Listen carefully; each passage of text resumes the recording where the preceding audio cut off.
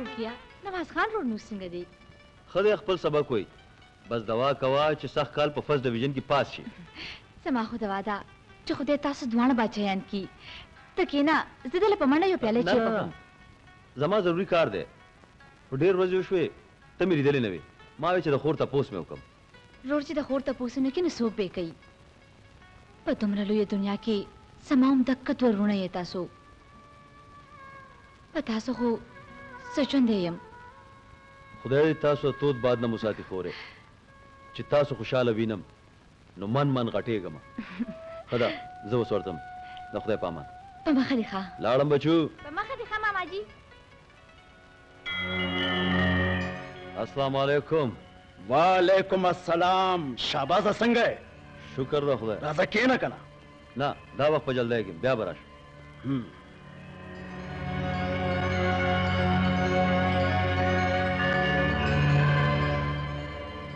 بیگم جانې ما تا ته سلزلې ویلي دي چې ورور ته دې ووایه چې زما کور ته دې نه راځي. اخر ولې روڼه به خویندو کرې څنګه نه راځي؟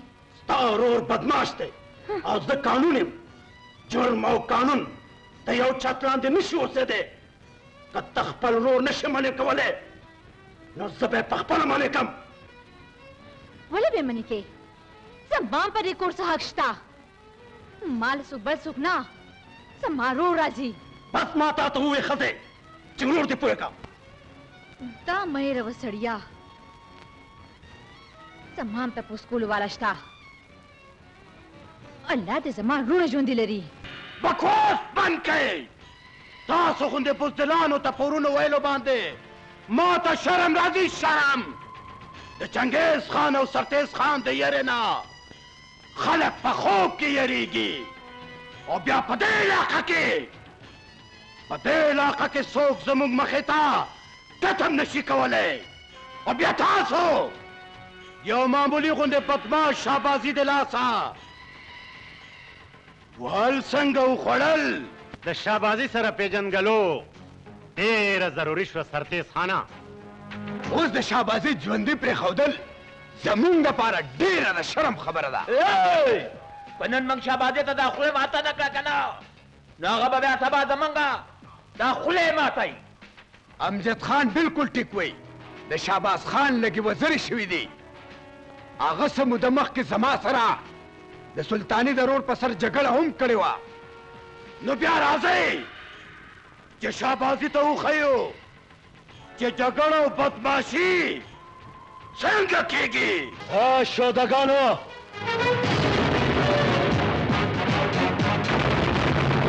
تاسو په غریبانو باندې لاس اوچتوئ. ای شابازیه د دې ښار خلک د بدماشۍ پر مټ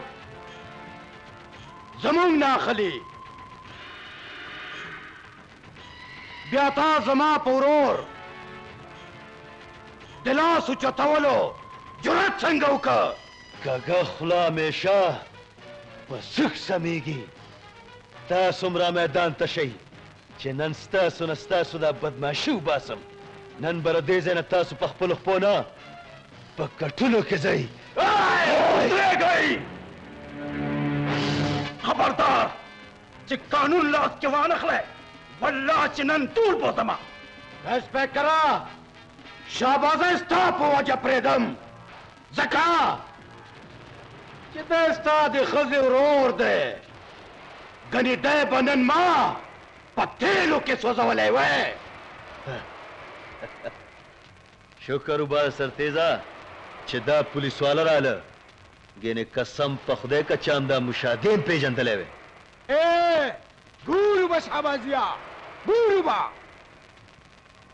ته ولې زما نوکری پسې شوې شابازه؟ ستا د لاسه زه په دې ټول ښار کې بدنامه شوې یم. زه تا ته نن دا آخري وارنینګ در کومه. سم شه ګنې تا به زما نه ستا خور هم بچ نه کي. زمړه ته خو ما ته داسې ویله که چې زه ستا په مینه کې اوسم یا ته ماله روټۍ راکې. ما ته دې څوک په پورته سترګو وګوري قسم په خدای چې نیغ پکې ننوځم. سم شه شهبازه سم شه. راځئ هلکه.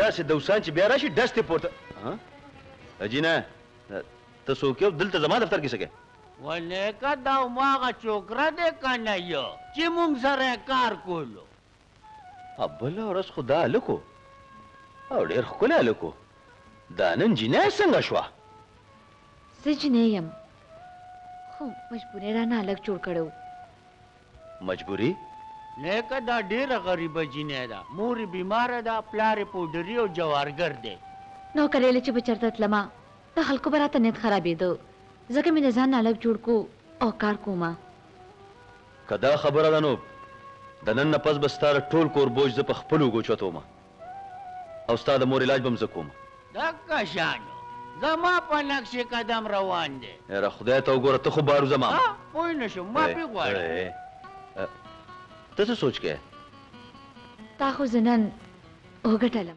رونو د ناظم سید اکبر د مرګ نه پس زمونږ د علاقې د ناظم د عهدې دپاره د یو شریف او د ایمانداره سړي انتخاب کول دي تاسو مونږ ټول دې دپاره راغونډ کړي یئ چې د ناظم انتخاب وکړو استاد خوښی زه د ناظم دپاره د دې علاقې د مشهور خان چنګیز خان نوم پیش کومه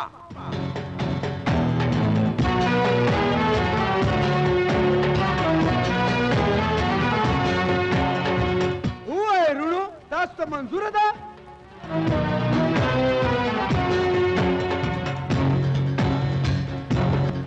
نه دا ماته نه ده منظوره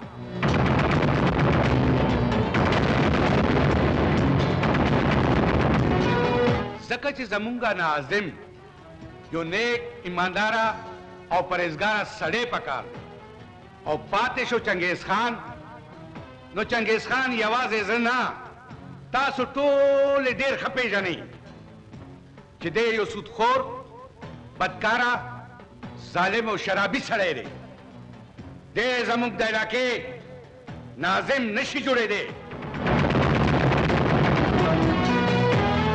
حاجي صاحب رښتیا وایي چې یو شرابي سړی زموږ د علاقې ناظم نشي جوړېدلی حاجي صاحب زموږ د مشر دی حاجي صاحب ته څه وایي هغه موږ منو تاسو ته منظوره ده موږ ته منظوره ده موږ ته منظوره